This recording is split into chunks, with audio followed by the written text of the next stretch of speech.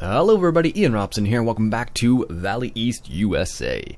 Alright, we got a couple things going on today. First things first, we're going to go ahead and start planting this field. Oh look, there's our sheep. He's coming back to greet us. First of all, I'm going to get this tractor here to start. Yes. Just start seeding the field. So into the first waypoint here.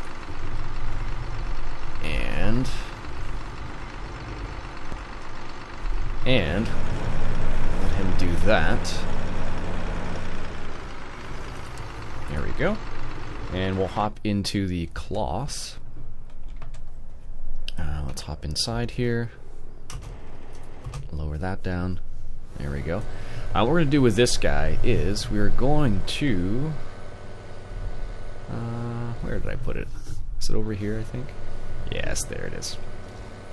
So what we're going to do is going to grab the JD 2720? I can never remember what the numbers are now. I think it's 27. Anyways, we're going to grab the plow. And we're going to rock the plow for a second here. There we go. Did I drop the weight and pick up the plow? Yes, that's what's happened. Alright, let's pick up the weight here. There we go. Going to need that. So what we're going to do today is we're going to go ahead and plow under our fields because what's happening is we are running into pH issues right now. So what we're going to do is I'm going to let Courseplay do this because I would make a mess of it. So let's go ahead and load this up. Outline 8.5 meters. We'll start from the southwest corner, which is that one, heading east. We'll do 2 headlands, generate the course, and then actually want to do the other way around. We want to do the other way around, like so. There we go. So we want to do up and down the field first, and then the headlands. Alright, so what we're going to do is I'm going to set the plow to... allow field creation, which is a bit scary sometimes, but we need to do it. So what we're going to do is going to plow this field under. Right now it's been spread, manure has been spread on here, so it is good to go basically. Actually, I'm going to do it nearest pole. We spread manure on here, so what's happened is we need to plow the manure under. So by getting Courseplay to do this, we are going to, of course, get rid of some of this, not get rid of, but let me just show you what I'm talking about. So as you can see, if we come over here, this will increase our fertilization levels, which will be good for us, and then hopefully we will be able to spread some lime down, bring up that pH, because that's killing us right now. Because that field has a high pH. This field is neutral actually, which isn't too bad, which is good for us actually. And I think the other hayfield over there is actually has a high pH as well, which is not good for us. Yeah, strong acidity. So basically, as soon as you get into that like 5.4 range with soil mod, you basically start losing a considerable amount of yield. I don't know what this other field over here is like. Let's go check quickly. So even though the grass grows here, it doesn't make a difference because we are going to lose money.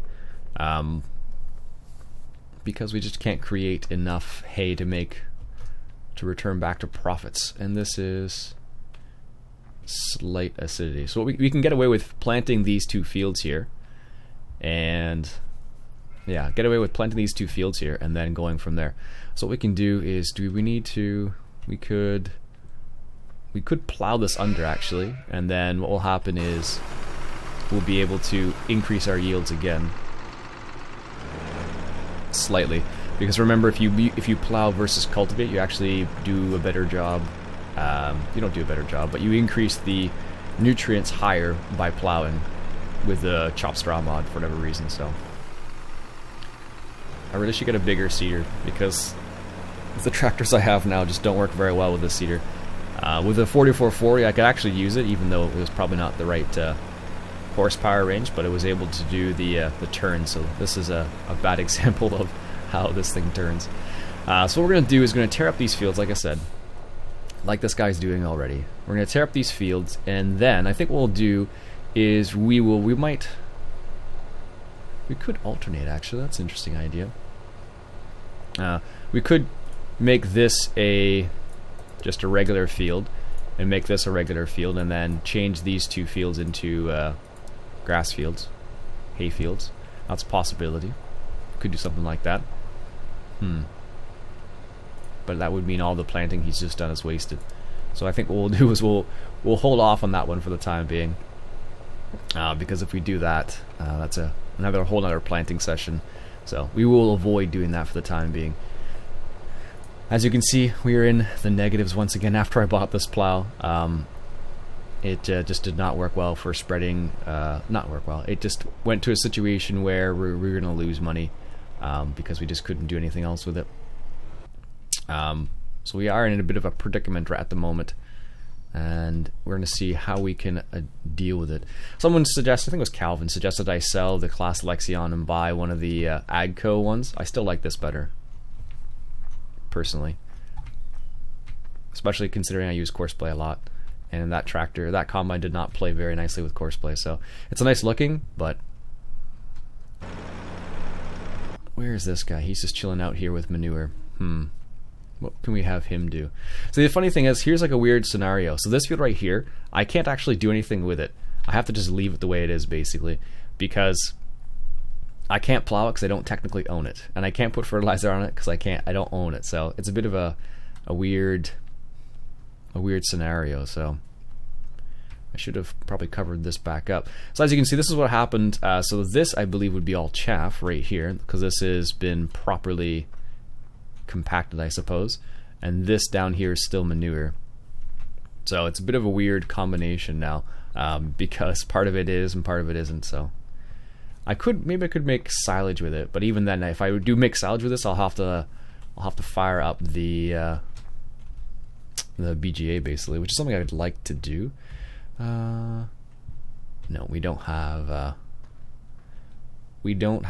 any wool to sell. Okay, let's hop into this guy. No, I didn't think so. We just have this little section of wool right here. Although what we do have is we do have some plums. Let's just leave the PJ trailer here. It'll be fine. It'll survive. And what we'll do is we'll sell some of the plums and hopefully make a little bit of money from that. Because we need to make a little bit of money here. So there's all the equipment. So right now we're just kind of sitting on a whole bunch of equipment, and we can't do a crazy amount with it at the moment. So we're going to have to deal with that as it comes, basically. So let's make the turn here, nice and slow like. One of these days I might take this truck into an editor and adjust it a little bit, because it slides too much for my liking. Like I've said before, the only truck I really find that does a really good job, or one of the trucks that does a really good job, is the Land Rover. I find that thing is fantastic when it comes to turning and whatnot. And there are a few trucks that mimic that, but not many of them, unfortunately. So we'll see what happens. Hopefully, we will see some more trucks. Like I said before in one of the previous episodes, I know that Offspring Gaming has released his Chevy, so it's a possibility that that truck would be really good. So that's hard to say right now, mind you, but we can only hope that in the future it will get even better than it already is, because it looks really nice on the outside. It's just a question of making the inside look equally as nice. So how are we gonna do this? I guess we'll go with the opposite direction this time. So yeah, that's I'm curious to see how it's going to progress and how, like, what it's going to. Is that it? I guess it is it. What it's going to end up being like when it's, final product, not adjusting anymore, sort of thing. So I don't know. I'm not sure when that'll happen with his truck, but like I said before, if you haven't checked it out, definitely check it out. 1 sec, coffee break.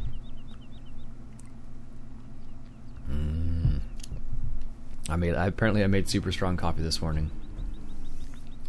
well, we already make super strong coffee here. It's just that in comparison to other people, some people, not everybody, but like if we compare it to my in-laws, like we make like rocket fuel for them, or what they consider as rocket fuel at least, because they don't drink very strong coffee, but we drink like coffee that is apparently rocket fuel for them. So, but if I compare that to my sister-in-law, for example, she used to work in a coffee shop a while back. It probably still wouldn't be strong enough for her. There we go. This is probably going to get us like maybe 1,000 or something. Not very much here. Every little bit counts, though. There we go. Let's get this one down here. Someone was asking how I got the plums to work properly in this particular map, and there's nothing. I didn't find nothing really special about it as far as I know. All I did was read the description, what mods you're supposed to have, and then added them in there. So, for example, for this specifically, you have to make sure you have the UPK mod, of course. Oops. You have to make sure you have the UPK mod, or else you won't be able to place the trees or anything. So, really, that's not close enough. Oh, there it goes. You have to make sure you have the UPK mod, which that's usually the most important one, and that's normally the reason why it doesn't work for people normally. There we go. We will set this guy to drive, of course, and he should be driving down, so I'm not going to drive that. It's a long way. I always forget how, I don't know why I put it so far away, but it is far away. So is this going to show me, oops, wrong button. Oh, there it is. Potatoes. Nope, we don't have any potatoes, so it's not very helpful for us. Ah, that's sad. That would have been nice to have potatoes to sell to make some extra money. So he's slowly making his way through this field, which is good. As you can see, our moisture in this particular field is really high, and I don't understand why. Because I haven't done anything different on that field versus other fields. So if I come over to this other field, which is like right across the little roadway here, it'll be like super low moisture. I don't understand. It must. I'm assuming it's because I put down lime on this field. That's my only guess, really. So that's the way it goes. All right, how is he doing? How? Almost there. Almost there. The nice thing about this particular seeder is that you can basically drive pretty fast with it. Like in real life, Vaderstat is one of the faster seeders out there. Which really makes a big difference, especially during not harvest time. Why would that make sense during harvest time? Makes sense during planting season, during the spring and whatnot. I don't think this could plant corn. I don't think you'd really want to. It's not really a planter per se. But maybe it would in the future. Who knows? I know sometimes they use corn planters for soybeans, and what else do they use them for sometimes? Soybeans and canola? No, I don't think so. Canola's like, I've said this numerous times now, but it always amazes me. Take a look at how small canola actually is if you ever get a chance. It's tiny. It's like a mustard seed, because it's from the mustard seed family, so. Good. So he's going to be finished soon. This is good for us. We can't really, is there any place where we could actually, Valley Co-op, ooh, let's just, where's the truck going? He's going down south. Let's just take this guy over there for a second, and let's do, maybe we'll do a public service here, and go help the public out by dealing with their grass problem that they have over there. You'll see what I'm talking about in a second. Oh, I'm gonna have to go and make sure he finishes up those sections. So even though the grass is grown in these areas, it's not going to produce much. It's not really worth me it's not really worth me putting this particular machine to work over here, because they're just, the production level is so low that you end up wasting your money basically. And sometimes that happens in real life. You have a flood, for example, and you have to, like, you know, claim crop insurance and stuff like that. So it is pretty intense in real life. Like, this game is a very, very, very toned down version of real life.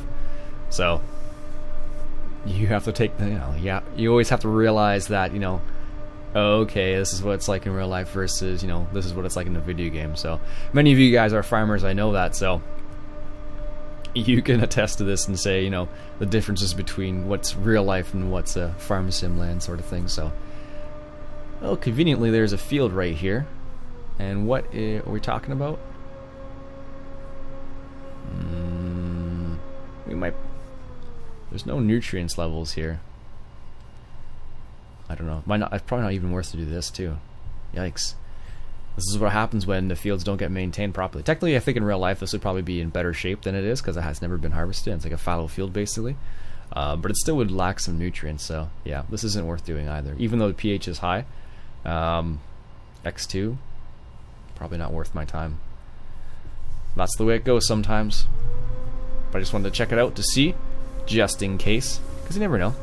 You never know. There might be some sort of epic. I don't know. I got nothing. It could be It could have been good. I wasn't sure though, so I probably shouldn't have driven this because this definitely is a waste of fuel driving this here. But I still haven't filled this thing up actually.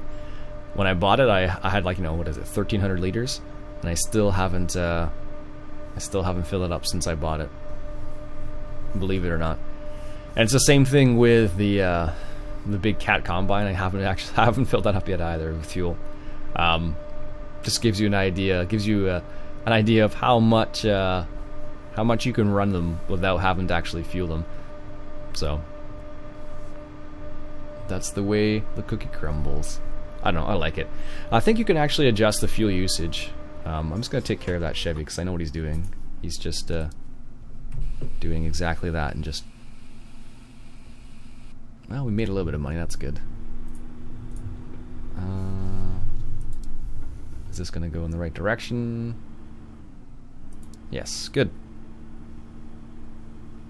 Alright, let's go back to our Krone Big M. Alright, let's put this guy away.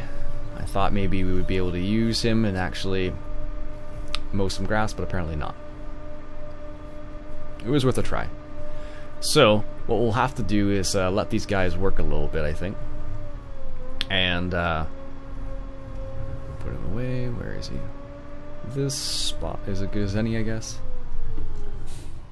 Parking brake. So what we'll do is let these guys work, because this guy's almost finished. So what do you think we should do? Do you think we should turn over the grass fields and adjust them for next time around? So make this field a grass field and that field a crop field? Let me know what you guys think about that idea. And we shall go from there. So having said all that, folks, my name's Iain Robson. This has been our episode of Farming Simulator 2015, coming at you from Valley East USA. And if you enjoyed yourself, why don't you go ahead and hit that subscribe button. Catch you guys later.